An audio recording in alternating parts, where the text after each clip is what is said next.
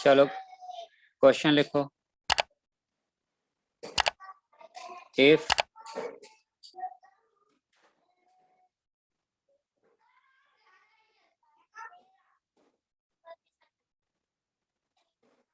mod of a minus b,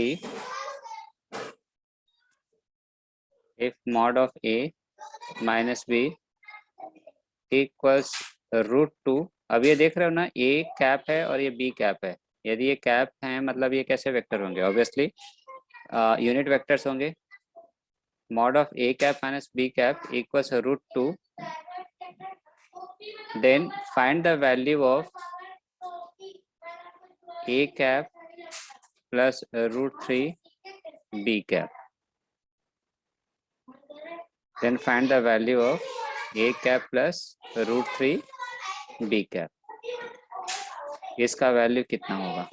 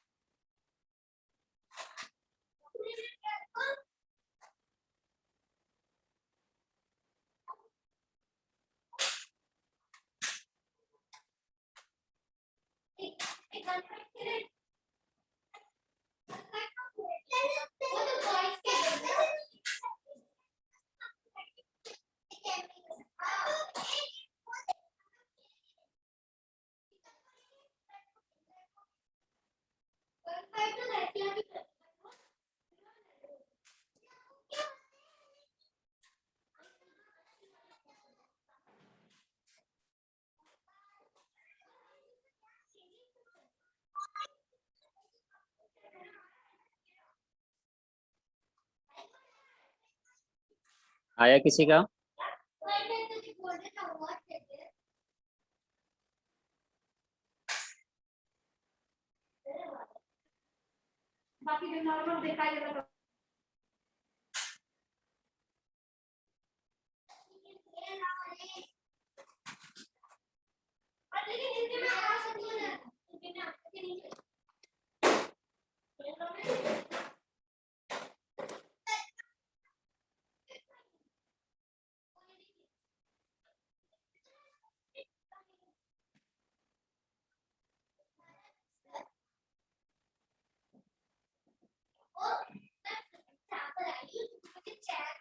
okay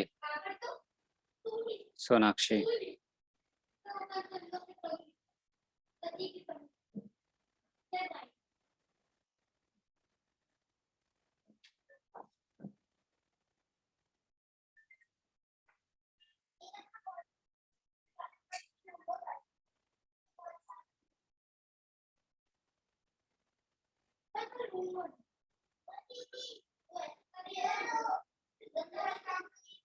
कोई बात नहीं अनुप्रिया, अभी बताते हैं। और किसी का आया या हम बताएं, डिस्कस करें? देखो ये क्या है, A cap minus B cap equals √2 है, राइट? तो बेसिकली ये है क्या,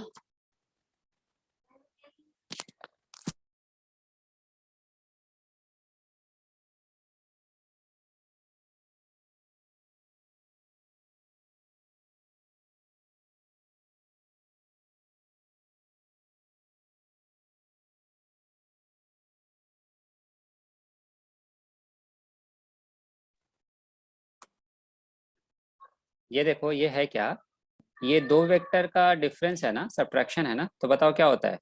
√a² plus b² a² plus b² minus 2ab cos theta, right? देखो क्वेश्चन जैसे कह रहा है ना, क्वेश्चन को वैसे ही अप्रोच करने की कोशिश करो। √2, ठीक है भाई। सबसे पहले तो जो ये कंडीशन दिया है, चलो हम लोग ये कंडीशन को सॉल्व करते हैं। तो ये क्या है भाई, दो वेक्टर का डिफरेंस है। अब दो वेक्टर का जो सब्ट्रैक्शन होता है वो तुम्हें क्या देता है? √a² plus b² minus 2ab cos theta देता है, तो वो रख दिए। इक्वल्स क्या है? √2, तो ये रख दिए। अब दोनों साइड होल स्क्वायर कर दो, तो क्या बचेगा? a² plus b² minus 2ab cos theta equals 2 बचेगा।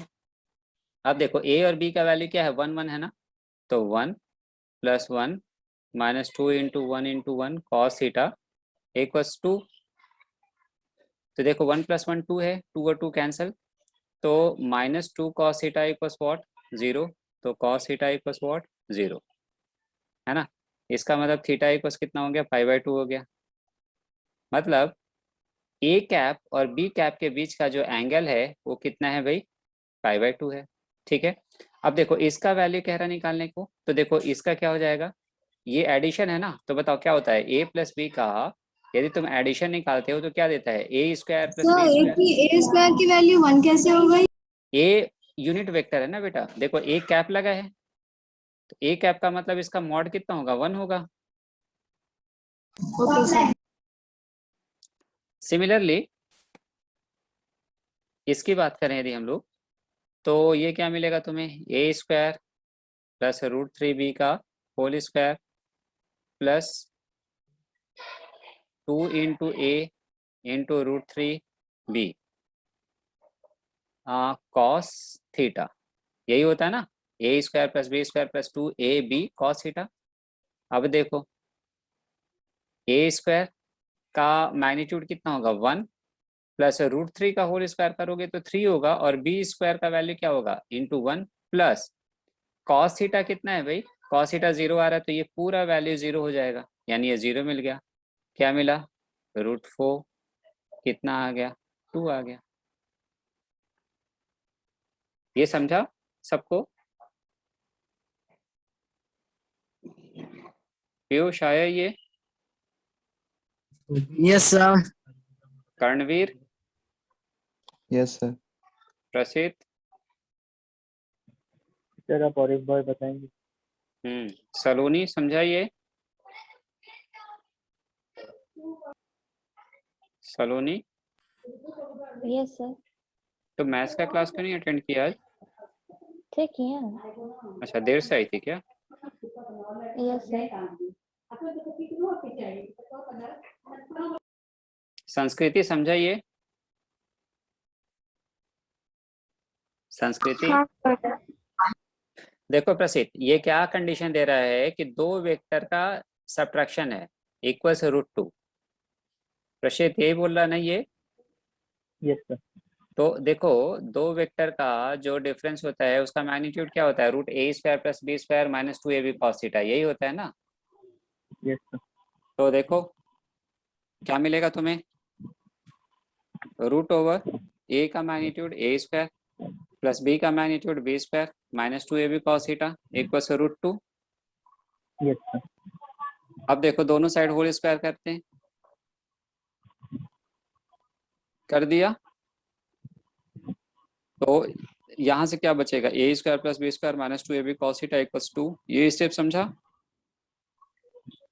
हाँ सर, आपने दोनों जगह होल स्क्वायर कर स्क्वायर दिया। कर दिया। अब देखो a और b यदि यूनिट वेक्टर हैं तो इसका मैग्नीट्यूड कितना होगा,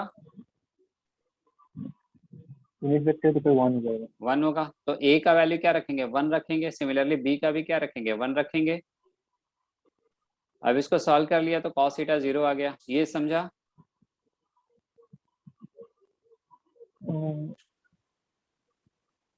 अरे ये Yes, 1 sir. + 1 2 है, ये हाँ। 2 और 2 कैंसिल हो गया, तो यही तो बचेगा। हाँ ये सर समझा। अब देखो इसका वैल्यू हमें निकालना है, तो ये क्या है, दो वेक्टर, इसका और इसका एडिशन है, तो यदि a and b are two vectors तो उसका मैग्नीट्यूड कितना होता है, √a² plus b square plus 2ab cos theta, यही होता है ना। Yes sir. तो देखो क्या हो गया, this square plus this square plus 2ab cos theta. अब cos थीटा क्या 0, तो ये पूरा टर्म 0 हो जाएगा और इसका वैल्यू ये मिलेगा, तो it comes out to be 2। Okay sir. हाँ got it. Yes sir.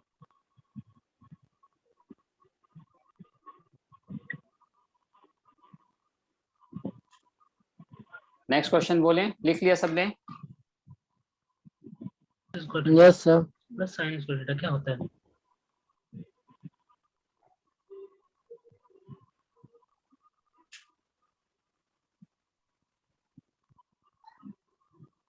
Next question लिखो, if magnitude of sum of two unit vectors, if magnitude of sum of two unit vectors is root 2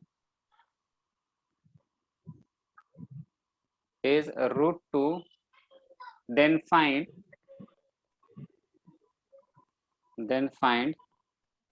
the magnitude of subtraction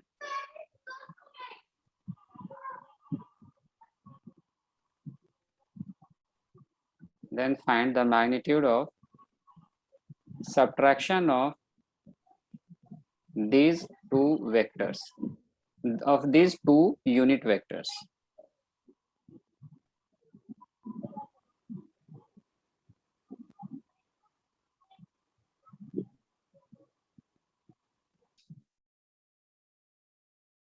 चलो next देखो, लामिस theorem. इसका हम लोग आगे चल करके काफी सारा यूज करेंगे, specially Newton's laws of motion में।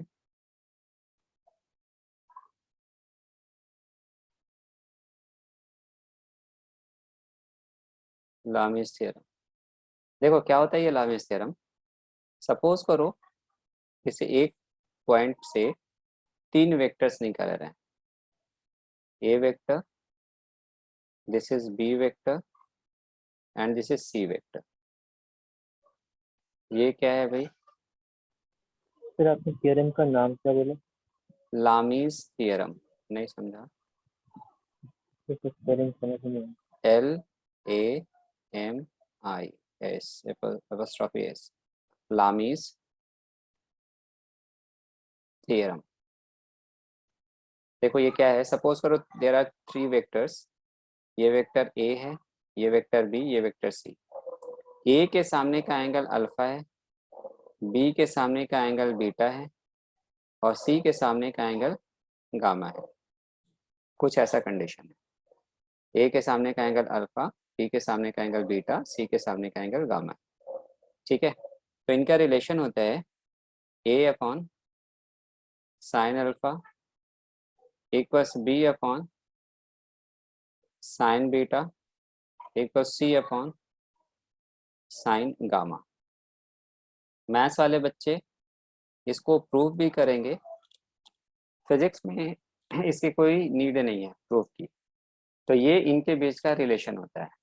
ठीक है, अच्छा ये स्ट्रिक्टली 3 के लिए ही वैलिड है, ये स्ट्रिक्टली 3 के लिए ही वैलिड है। ठीक है, अब देखो तो मैं एक अलग से इसे में कंडीशन बता रहे हैं which is going to be very useful. Condition मान लो कुछ ऐसा है कि A vector, B vector and C vector, यदि इन तीनों का मैग्नीट्यूड आपस में इक्वल हो जाए and alpha equals beta equals gamma हो जाए, हर के बीच का जो एंगल है वो भी आपस में इक्वल हो जाए, तो इन वेक्टर्स का जो वेक्टर समेशन होता है ना, इन वेक्टर्स का जो वेक्टर समेशन होता है ना, वो होता है 0। ठीक है, देखो ये तो 3 के लिए ही एप्लीकेबल है, लेकिन ये 3 के लिए नहीं, n नंबर ऑफ वेक्टर्स के लिए भी हो सकता है। मतलब 5 वेक्टर है and if they are equal in magnitude and making angle equal angle with each other, तो उनका वेक्टर समेशन 0 होगा। 100 नंबर ऑफ वेक्टर्स हैं, या सपोज करो किसी पॉइंट पे 100 नंबर ऑफ फोर्सेज हैं, they are equal in magnitude and making equal angle with each other, right. मतलब क्या है, जैसे मान लो यहाँ पे है, यहाँ से एक फोर्स, दूसरा फोर्स, तीसरा फोर्स, 4 फोर्स, 5, 6 ऐसे हैं, सबका मैग्नीट्यूड यदि आपस में इक्वल है और सबके बीच का एंगल भी आपस में इक्वल है, तो इन सबका जो वेक्टर समीशन होगा ना, जो रिजल्टेंट होगा, वो तुम्हें क्या मिलेगा? 0 मिल जाएगा। क्लियर है ये चीज? सर कोई भी नंबर ऑफ वेक्टर्स के लिए। क्या क्या बोले? Sir only 100 number of vectors और बोले ना n नंबर, n कुछ भी हो सकता है, 5, 10, 7, 6, 4, 5, यहाँ कहाँ है 100? यहाँ तो 1, 2, 3, 4, 5, 6 ही लिए हैं।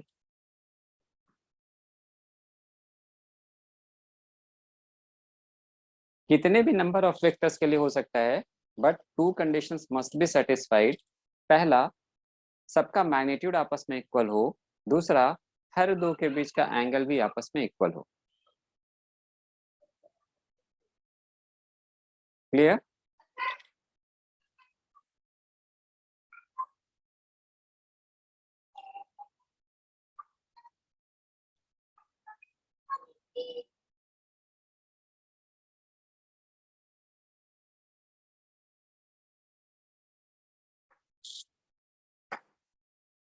डन, चलें आगे।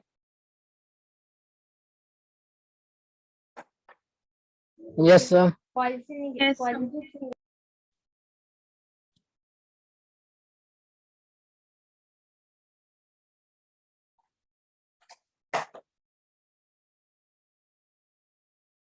क्वेश्चन देखो,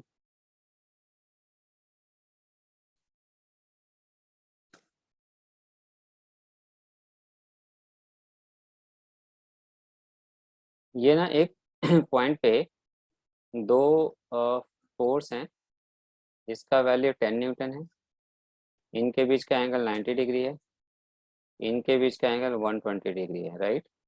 this is F1 vector and this is F2 vector. Find the value of F1 and F2. Find the value of F1 vector and F2. मतलब F1 और F2 का मैग्नीट्यूड की बात कर रहा है, right.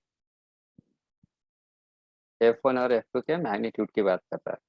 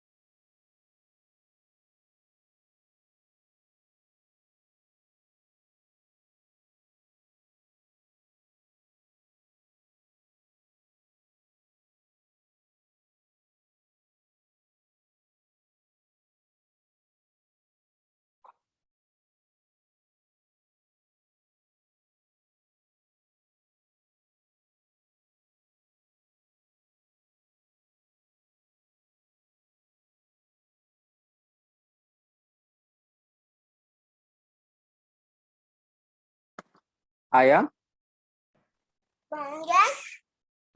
Yes sir. Sir answer chat box में भेज रही हूँ। हाँ भेजो।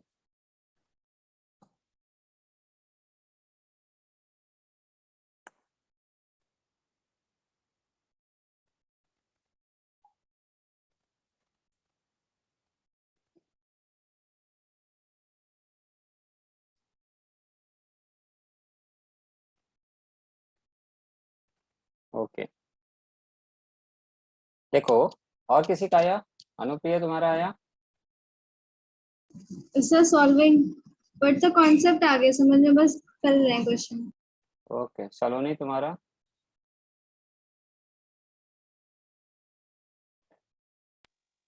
No sir. संस्कृति? हाँ सर। आया? हाँ सर। षष्ठी? Yes sir. आया? Yes sir.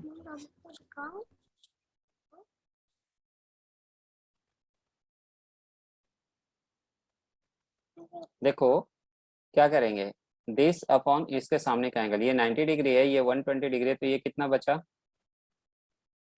150 150 बचा। Very good. तो अब यदि हम लोग वैल्यूज की बात करें तो क्या लिखेंगे? 10 अपॉन साइन इसके सामने का एंगल 150 150 इक्वल्स F1 अपॉन इसके सामने का angle 120 sign 120 equals F2 upon इसके सामने का एंगल साइन 90, ये साइन 120 है। अब देखो हमें ये और ये ले लें तो F1 आ जाएगा, और इसको ले लें तो F2 आ जाएगा। तो पहले इन दोनों को कंसिडर कर लें। 10 अपॉन साइन 150 का वैल्यू कितना होगा? cos 60, यानी हाफ होगा, राइट। एक बस F1 अपॉन साइन 120 का वैल्यू कितना होगा? √3/2 होगा क्या? तो Yes, sir. F1 equals 20 into cross multiplication √3/2, तो दिस इज 10√3। ये चीज समझा? Yes, sir. तो प्रशीत, यही आया है. Yes, sir. फिर इसको और इसको ले लें तो F2 आ जाएगा, यानी कि 10 upon sine 150 half equals F2 upon sine 90 मतलब 1। सो F2 equals how much? 20 Newton.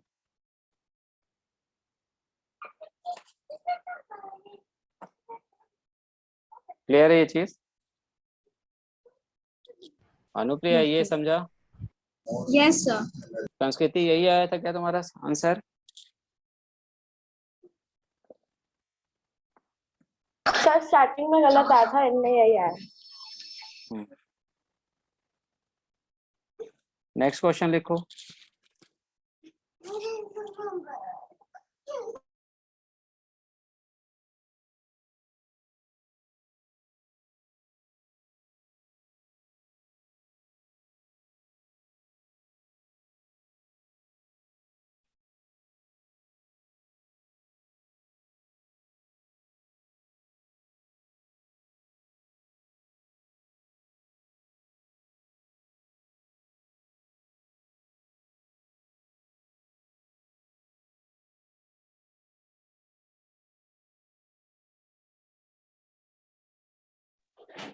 Next question लिखो।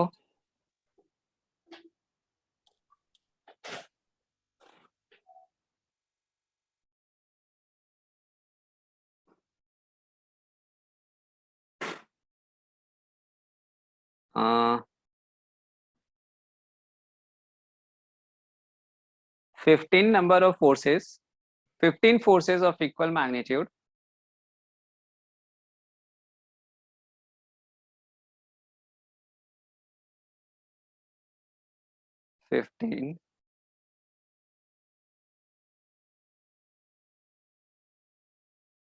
fifteen forces of equal magnitude acts at a point in such a way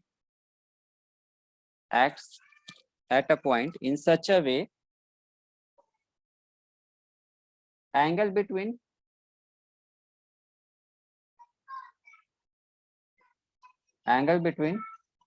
each of the two are same.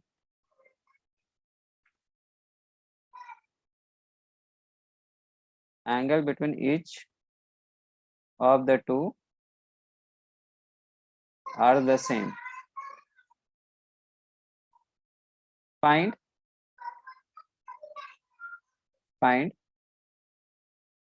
the resultant of all these vectors.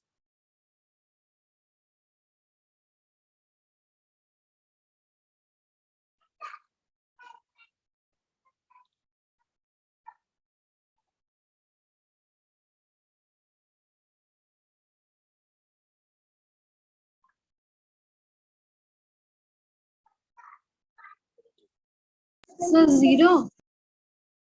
Correct. Sir, 0. हाँ, zero. Yes, sir. 0. Zero. Yes, लेकिन sir. फिर भी 0. देखना, जब test में आएगा ना, तो तुम लोग बैठ करके, बहुत सारे बच्चे ऐसे होते हैं इतना बताने के बावजूद भी जब एग्जाम होता है तो उसमें गलतियां कर देते हैं, गड़बड़ करके चले जाते हैं, ज्यादा दिमाग लगाने लग जाते हैं बड़ा वाला।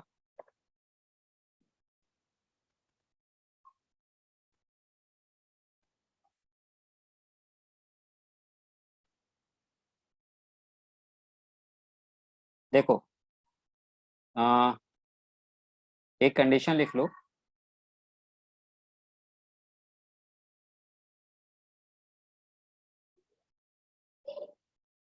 If 3 or more vectors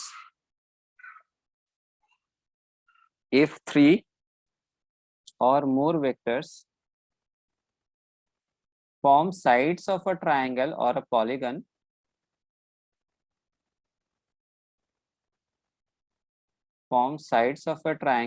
a polygon,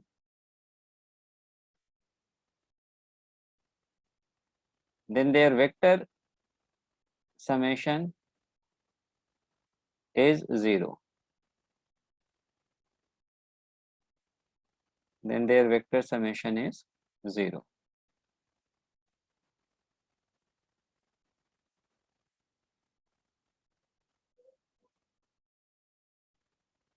ये समझ रहे हो तुम लोग? देखो हम सब इसको प्रूफ करके दिखाते हैं। क्या बोल रहा है कि जैसे 3 वेक्टर्स हैं and they are sides of a triangle, मतलब जैसे ये वेक्टर ए है, ये कोई वेक्टर बी है और ये वेक्टर सी है। Now they are sides of a triangle, then their vector summation is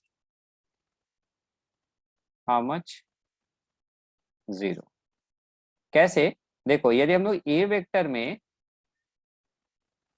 B vector को ऐड करें तो इसका रिजल्टेंट वेक्टर ये होता है ना, होता है या नहीं? Yes, sir. तो इसको हम लोग ऐसे लिख सकते हैं क्या, A vector plus B vector equals R vector, यही तो होगा ना? इन दोनों का रिजल्टेंट वेक्टर आर वेक्टर। तो मैथमेटिकली ऐसे ही रिप्रेजेंट करेंगे इसको, A vector plus B vector equals what, R vector. ये समझ रहे हो तुम लोग? Yes, sir. अब देखो भाई, ये मेरा आर वेक्टर है, ये मेरा आर वेक्टर है, तो ये क्या होगा बताओ? ये माइनस आर वेक्टर होगा क्या? भाई ये मेरा यदि ए वेक्टर है तो ये क्या होगा, minus A vector. They are equal in magnitude but in opposite direction. Similarly ये यदि मेरा आर वेक्टर है तो ये क्या होगा, माइनस आर वेक्टर होगा क्या?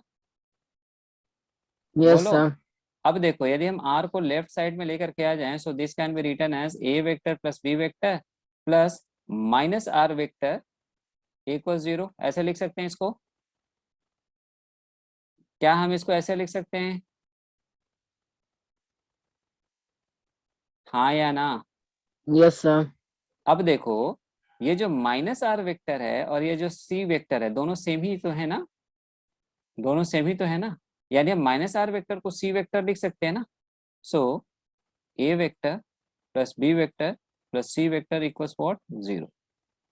सो इफ ए बी और ए बी सी यहाँ पे क्या है, साइड्स ऑफ अ ट्राइंगल है। सिमिलरली यदि 4 से ज्यादा वेक्टर्स है sides of a polygon, right, then there vector summation would be what, 0। सस्ते ही ये चीज समझा? Yes, sir. Anupriya, Yes, sir. प्रशीत, Yes. Karanveer, Yes, sir.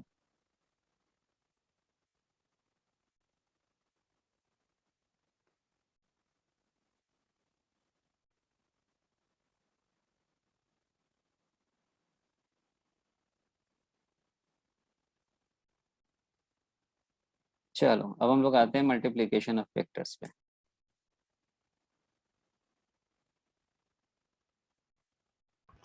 Sir sir जो आपने ये ऊपर बताया था, ये साइड्स वाला पॉलीगॉन वाला, सर इसके लिए जरूरी नहीं है ना कि सबका मैग्नीट्यूड सेम हो? ना, okay sir. Multiplication of vector, पहला हम लोग देखेंगे कि किसी भी वेक्टर को विथ स्केलर मल्टीप्लाई करो तो क्या होगा, multiplication of vector with scalar. और दूसरा multiplication of vector with vector तो क्या होगा।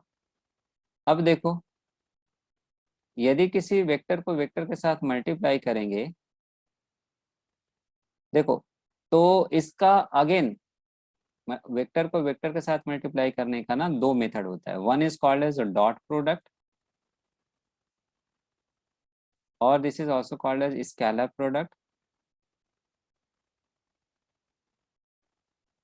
एंड सेकेंड मेथड होता है क्रॉस प्रोडक्ट और this is also called as vector product.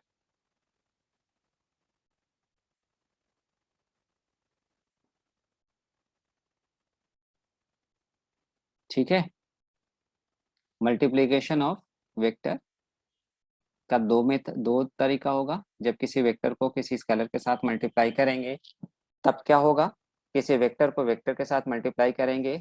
ये तो बहुत इजी सा रहेगा, लेकिन यहीं पे हमारा पूरा एनालिसिस इसी पे चलेगा कि किसी वेक्टर को वेक्टर के साथ मल्टीप्लाई करो तो उसका दो तरीका होगा। One is called as dot product, another is called as what, cross product. तो चलो पहले हम लोग देखते हैं विथ स्केलर का।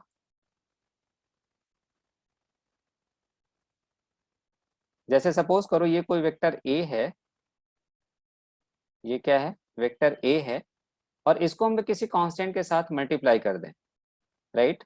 स्केलर, ये देखो, यदि हम लोग किसी वेक्टर को स्केलर से मल्टीप्लाई करें, स्केलर मतलब क्या हुआ, जिसका सिर्फ मैग्नीट्यूड हो, राइट। तो यदि हम लोग किसी मैग्नीट्यूड से इसको मल्टीप्लाई कर दें तो बी वेक्टर तुम्हें क्या मिल जाएगा, सम constant K into A vector, right.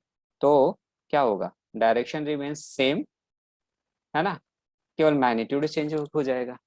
तो जहां पे भी इसके वेक्टर को स्केलर से मल्टीप्लाई करना, वहां कोई टेंशन नहीं है, डायरेक्शन रिमेन्स सेम, केवल मैग्नीट्यूड चेंज हो जाएगा। और यदि k की जगह माइनस k हो जाए, मान लो कोई नेगेटिव नंबर से मल्टीप्लाई कर दें, तो डायरेक्शन भी उसका अपोजिट हो जाएगा। इसके सिवाय इसमें कोई दूसरा चेंज नहीं आएगा। ये क्लियर है तुम लोगों को बच्चों, is it clear? Yes, sir. सारे लोग सो रहे हो क्या? आवाज क्यों नहीं नहीं आ सर। रहा है? Yes, sir. अब Yes, देखो, sir. ये ऊपर वाला लिख लिया था ना तुम लोगों ने? Yes, sir. अब नेक्स्ट देखो, डॉट प्रोडक्ट, और this is also called as scalar product.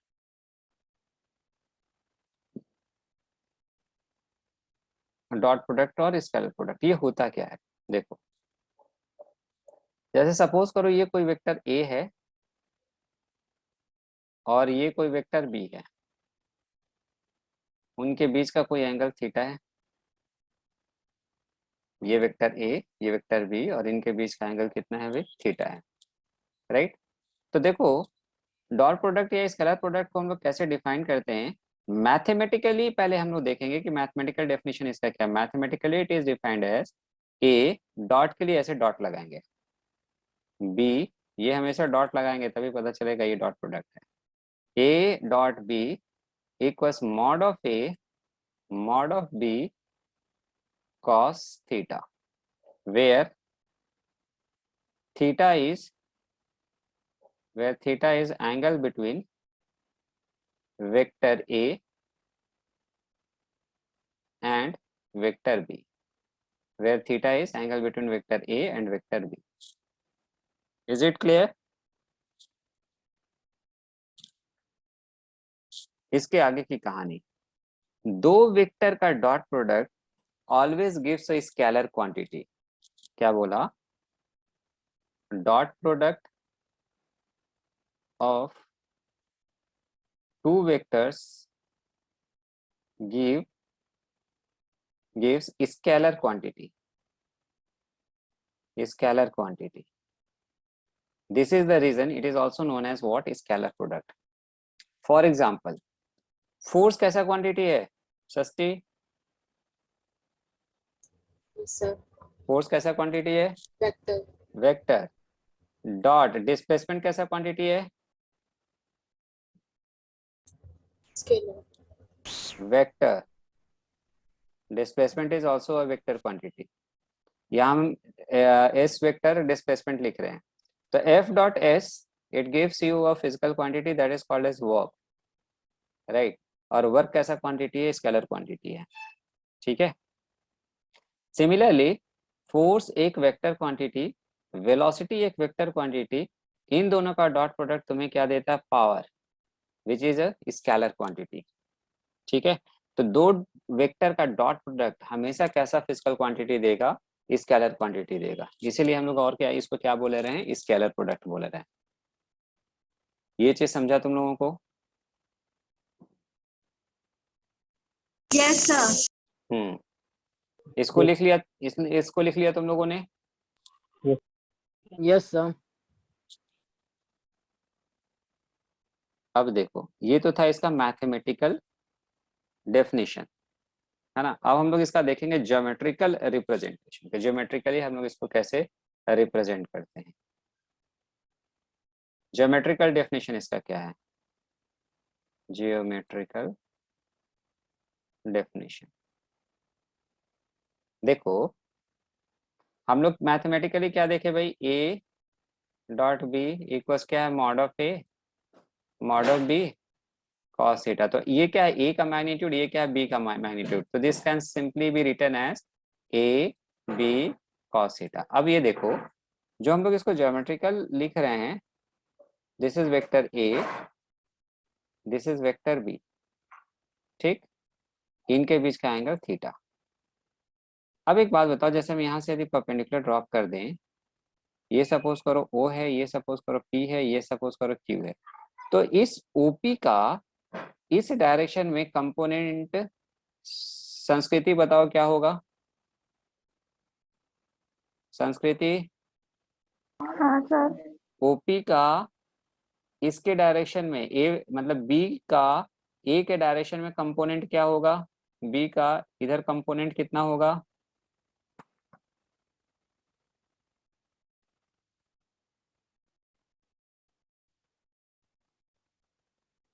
कितना होगा?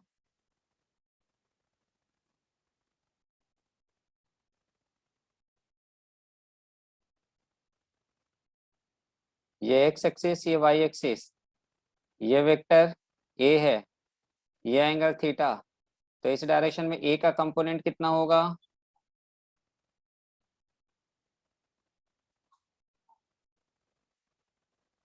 संस्कृति, आवाज जा रहा है तुमको? हाँ सर। क्या होगा? इस वेक्टर A का x एक्सिस के अलॉन्ग कंपोनेंट कितना होगा? प्रशित कितना होगा? सर ए का होगा ए cos थीटा, x एक्सिस के अलॉन्ग कितना होगा? ए cos theta, a cos theta, very good. और y एक्सिस के अलॉन्ग? ए sin थीटा। संस्कृति, हाँ सर। क्या है ये? सर मैं को ये कंफ्यूज हो गई, मतलब मेरे को लगा ए साइन थीटा होगा और ऊपर में ए cos थीटा तो होगा। कंफ्यूज क्यों हो गई तुमने? मतलब कॉपी को रिटर्न रिवीजन नहीं किया फिर से? सर वो मतलब फर्स्ट लेक्चर्स वगैरह से वापस स्टार्ट करा है ना, तो अभी तो यहाँ तक नहीं पहुंची थी। कब पहुंचोगी? इतना टाइम क्यों लग रहा है अभी? सर एक्चुअली तबीयत ही खराब हो गई थी आज।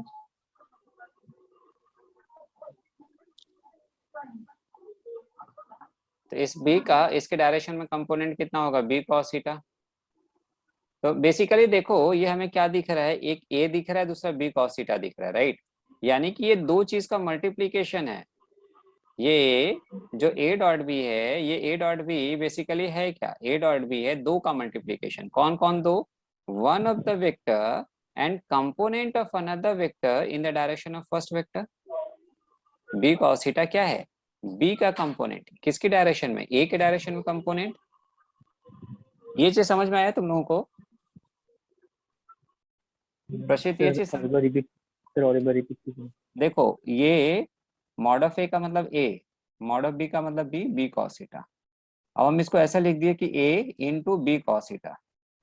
तो B cos थीटा बेसिकली है क्या? B का A के डायरेक्शन में कंपोनेंट ही तो है ना B cos theta, yes sir. है ना।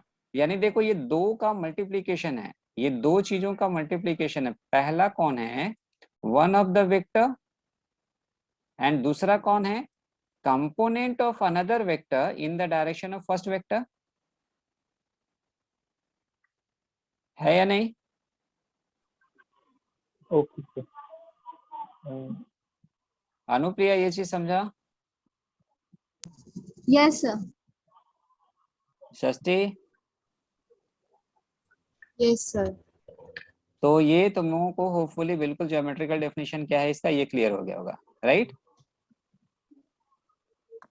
चलो अब हम लोग इसमें आगे देखते हैं। और ये लिख लिए थे ना तुम लोग?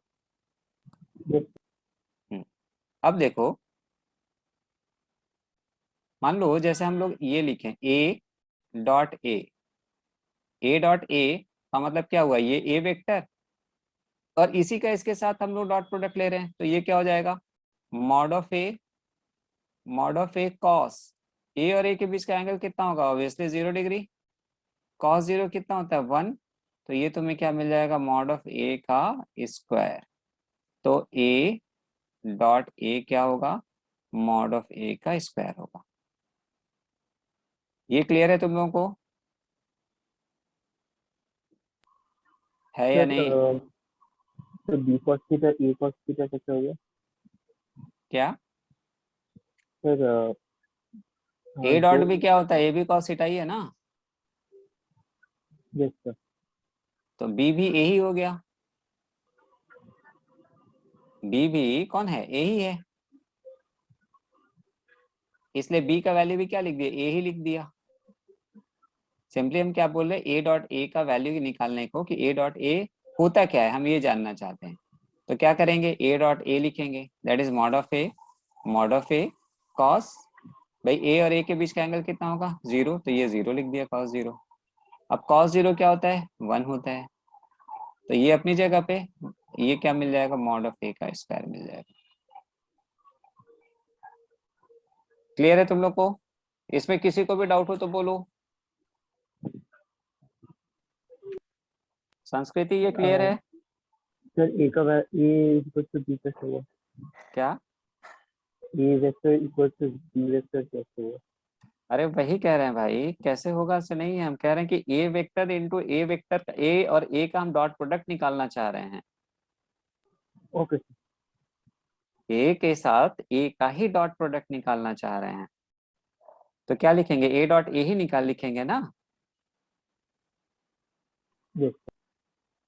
संस्कृति ये समझा? हाँ सर। किसी को भी डाउट हो तो बोलो, और किसी को भी हो तो कर्णवीर समझाइए।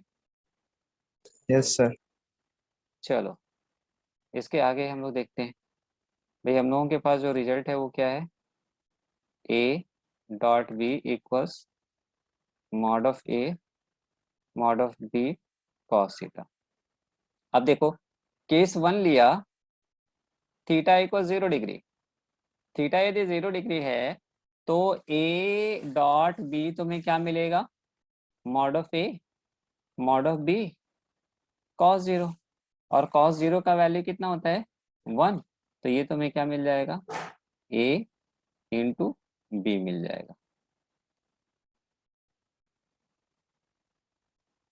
यानी ए वेक्टर और A vector B vector if they are in the same direction, तो उनका डॉट प्रोडक्ट क्या होगा, सिंपली ए इंटू बी होगा। यानी कोई वेक्टर ए है, दूसरा वेक्टर बी है, ए का सपोज करो मैग्नीट्यूड 4 है, बी का सपोज करो मैग्नीट्यूड 3 है, तो 4 इंटू 3 यहाँ पे सिंपली क्या हो जाएगा 12, जो हमारे अलजेब्रा में होता है। ये क्लियर है क्या? ये सबको क्लियर है? अरे तुम लोग जगह हो ना? यस। Yes sir. तो फिर आवाज क्यों नहीं आ रहा है? सेकंड कंडीशन देखो, if theta equals 90 degree, if theta equals 90 degree, तो तुम्हें क्या मिलेगा, ए डॉट बी इक्वल्स, कुछ नहीं है, A dot B equals mod of A mod of B cos, अच्छा 90 डिग्री का मतलब ये वेक्टर ए है और इसके परपेंडिकुलर ये दूसरा वेक्टर बी है, तो cos theta cos 90 degree, cos 90 कितना होता है 0, यानी कि ए डॉट बी यानी दोनों वेक्टर का डॉट प्रोडक्ट तुम्हें क्या मिल जाएगा, 0 मिल जाएगा। मतलब ए वेक्टर का मैग्नीट्यूड यदि 4 है, बी वेक्टर का मैग्नीट्यूड यदि 3 है, and if they are perpendicular to each other, तो उनका डॉट प्रोडक्ट क्या मिल जाएगा, 0 मिलेगा। बचपन में कभी ऐसा सोचा था कि दो चीज का मल्टीप्लीकेशन 0 हो सकता है? देखो कितना बड़ा अन्याय देखने को मिल रहा है यहाँ पे। बट ये हो सकता है। तो कभी भी दो vector, if two vectors are perpendicular to each other, तो उनका डॉट प्रोडक्ट हमेशा तुम्हें क्या मिलेगा? 0 मिलेगा। समझाइए तुम लोग को। Yes, sir. थर्ड कंडीशन देखो।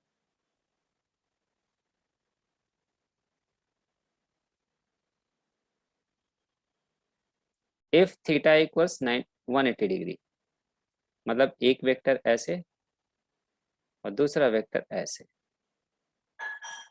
ठीक। अब यदि ऐसा कंडीशन है तो अब हम इसका डॉट प्रोडक्ट लें, तो a dot b equals mod of a mod of b cos 180। अब cos 180 का वैल्यू कितना होता है? -1 होता है, so it will give you -a into.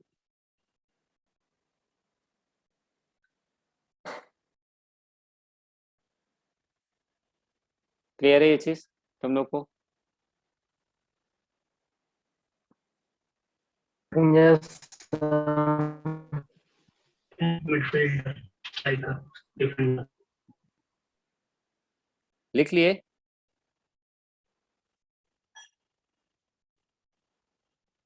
Yes, sir.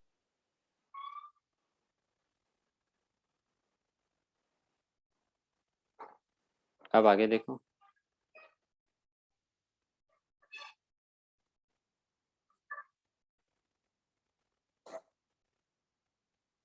x axis, y axis and z axis, right. x axis के along सस्ती unit vector क्या है? इसका यूनिट वेक्टर सस्ते, x iota.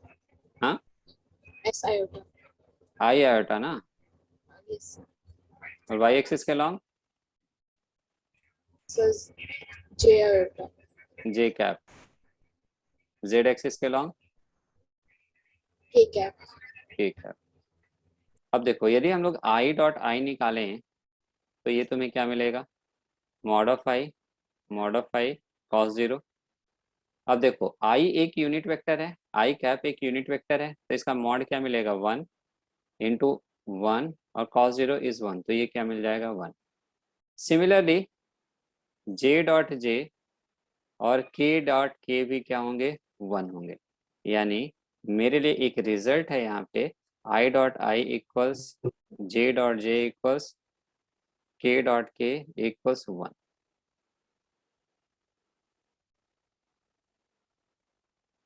Similarly i dot j क्या होगा? देखो, mod of i mod of j cos 90 degree, right. क्योंकि i और j के बीच का एंगल कितना होता है? 90 डिग्री होता है, और cos 90 क्या है? 0। यानी i डॉट j क्या होगा? 0 होगा। Similarly j dot k dot i equals क्या होगा? 0। तो एक रिजल्ट हमारे लिए ये भी है, i dot j equals j dot k equals k dot i equals 0। तो ये भी एज अ रिजल्ट हम लोग इसको यूज करेंगे।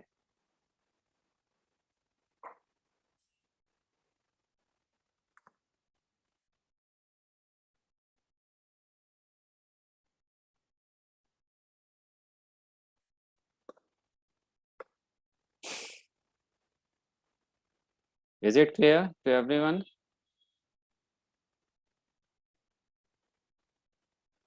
बच्चों ये सबको क्लियर है? Yes, sir. अब देखो, बेसिकली डॉट प्रोडक्ट का हम लोग ज्यादातर यूज कब करते हैं? जब हमें दो वेक्टर के बीच का एंगल निकालना हो, ठीक है। सपोज करो हमारे पास दो वेक्टर है ना। लेट टू वेक्टर्स आर, एक वेक्टर a है a1 i cap plus a2 j cap plus a3 k cap, and दूसरा वेक्टर b है, that is b1 i cap plus b2 j cap plus b3 k cap. So these are two vectors, right? Now हमारा जो dot product है, how this dot product is defined? It is defined like a dot b equals mod of a mod of b cos theta, right. तो अब एक बात बताओ, यदि हम a डॉट b निकालना चाहें तो यहाँ से इजिली हम लोग a डॉट b निकाल सकते हैं। कैसे? ये वैल्यूज रखें, a1 i cap plus a2 j cap plus a3 k cap dot b1 i cap plus b2 j cap plus b3 k cap.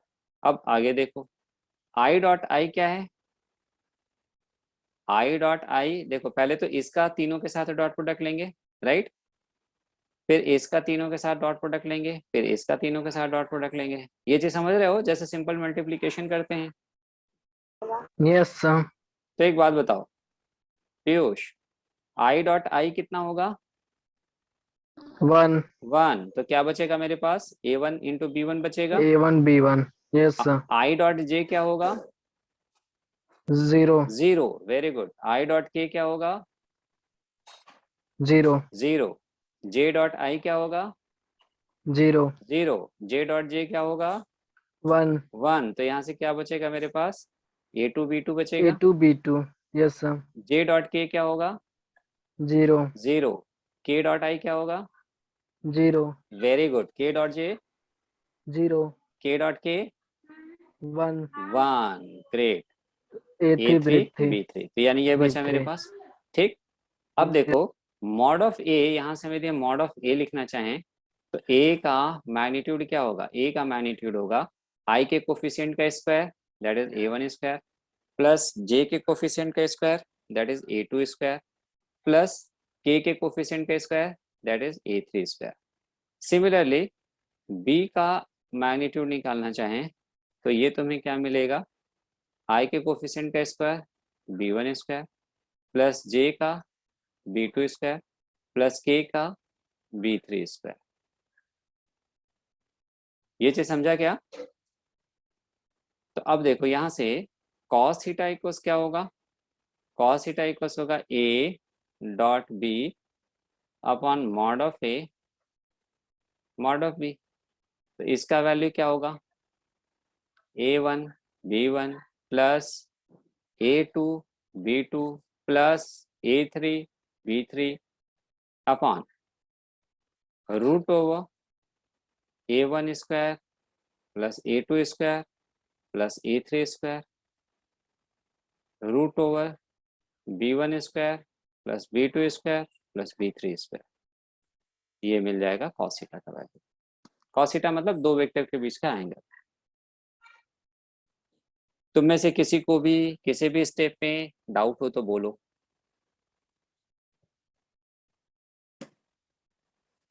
बच्चों,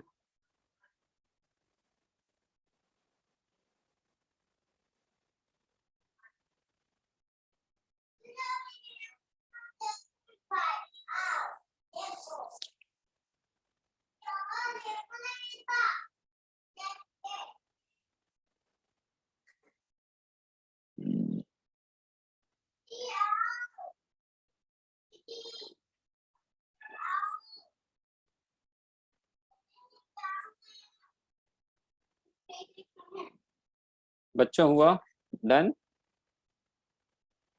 Yes, sir. Yes sir. चलो अब हम लोग आते हैं क्वेश्चन पे।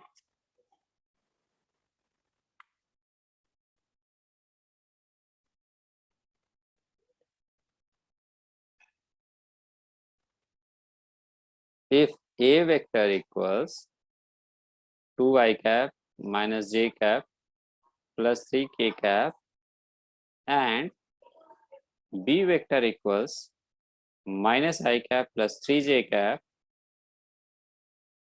plus 2k cap, if they are perpendicular to each other, if these two vectors are perpendicular to each other, sorry, find ये दो वेक्टर है ना, if a vector equals this much and b vector equals this much, find a dot b and angle between a vector and b vector। जल्दी निकालो।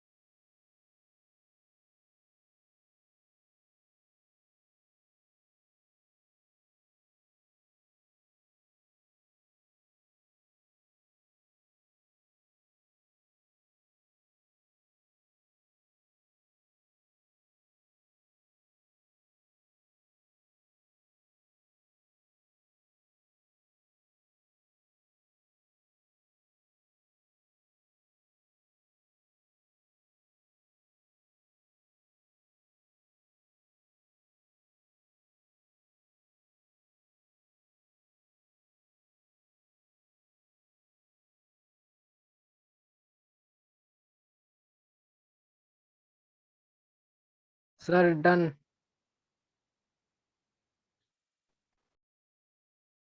Done. Okay. Anupriya, done. Sonakshi, correct.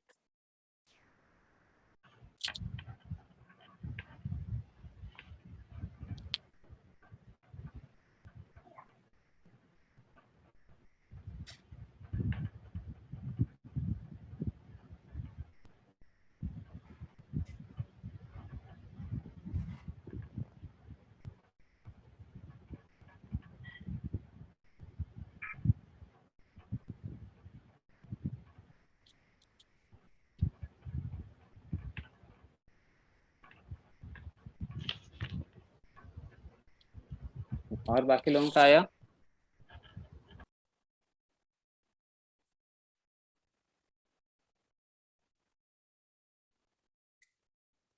देखो, ए dot B निकालें, ए dot B equals क्या हो जाएगा? I dot I 1, तो यहाँ से बचा ये सिंपली क्या है, A1 B1 plus A2 B2 plus A3 B3, तो ये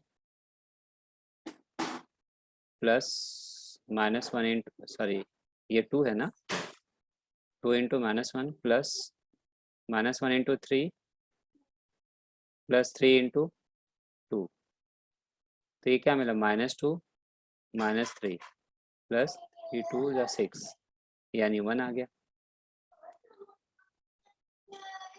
तो A डॉट बी क्या होगा? 1 होगा। अब देखो A का मैग्नीट्यूड क्या होगा?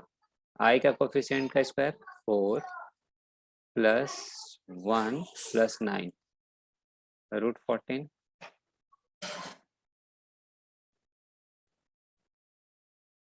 -1 का स्क्वायर 1 प्लस 3 का स्क्वायर 9 प्लस 2 का स्क्वायर 4 14। अब cos थीटा इक्वल्स क्या आया था? A dot B upon mod of A यानी कि 14 इंटू मॉड ऑफ B 14, यानी 1/14। सो cos theta equals how much? 1/14। Sonakshi बिल्कुल करेक्ट है तुम्हारा। सर मेरा भी इतना ही आया था। अरे सर वाह, मेरा भी इतना ही आया। गुड।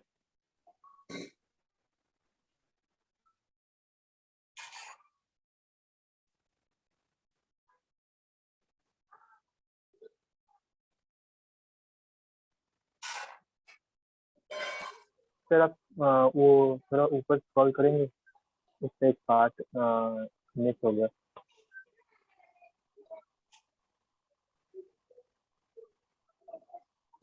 यही ना? नहीं सर, और थोड़ा ऊपर।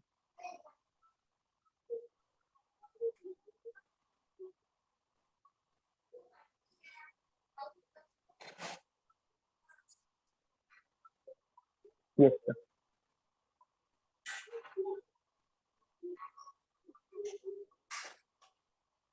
Thank you sir. Okay. Okay.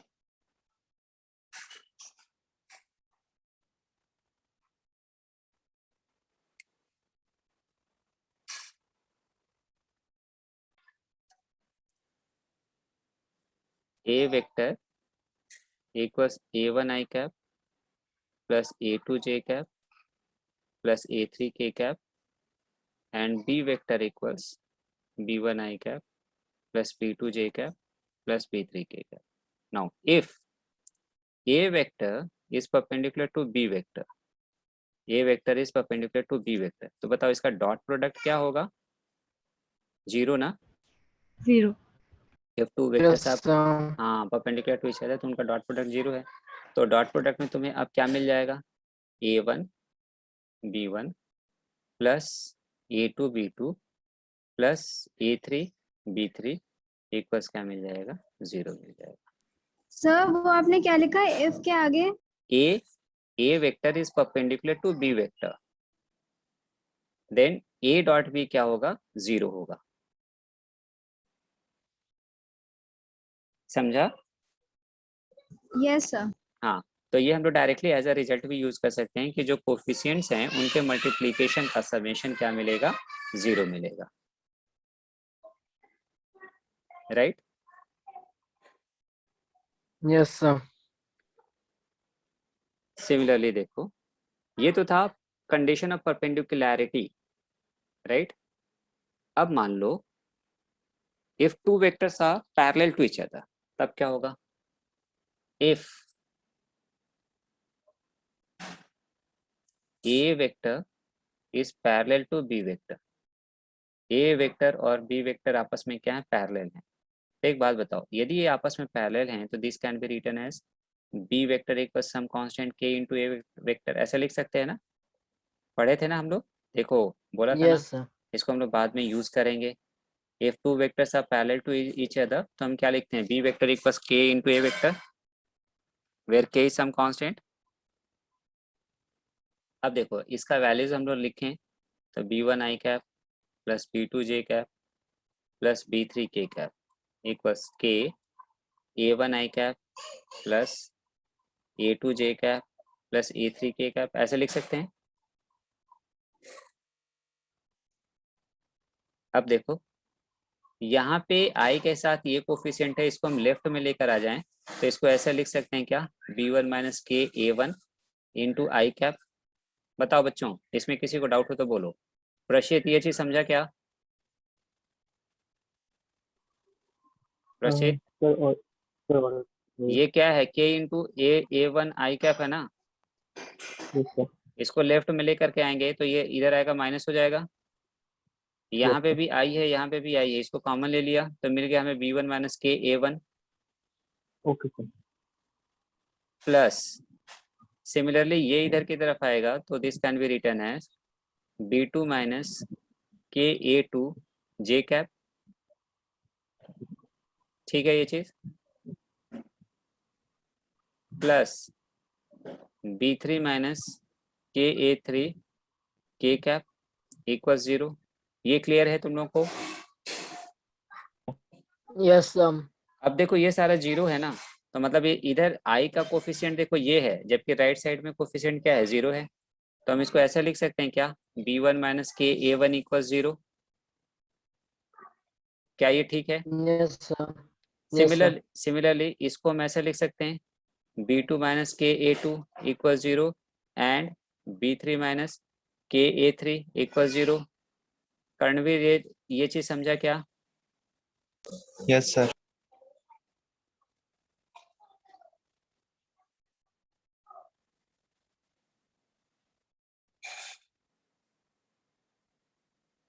अब आगे देखो, इसको हम ऐसे लिख सकते हैं b1 equals k a1, b2 equals k a2, b3 equals k a3। तो ये a1 नीचे आ जाएगा तो b1 upon a1 equals k, b2 upon a2 equals k and b3 upon a3 equals k। तो इसको सम अप करके हम ऐसा लिख सकते हैं क्या, b1 upon a1 equals b2 upon a2 equals b3 upon a3 equals some constant k। यानी if two vectors are parallel to each other तो उनके कोफिशिएंट का जो रेशियो होगा वो तुम्हें क्या मिलेगा, एक कांस्टेंट मिलेगा, या ये बोल सकते हो कि उनका जो कोफिशिएंट का रेशियो होगा वो आपस में क्या होगा, इक्वल होगा। बच्चे हो, क्लियर हुआ ये चीज तुम लोगों को? Yes sir. सर ये सिर्फ पैरेलल वेक्टर्स के लिए होगा ना? ये सिर्फ पैरेलल वेक्टर्स के लिए होगा, if two vectors are parallel to each other.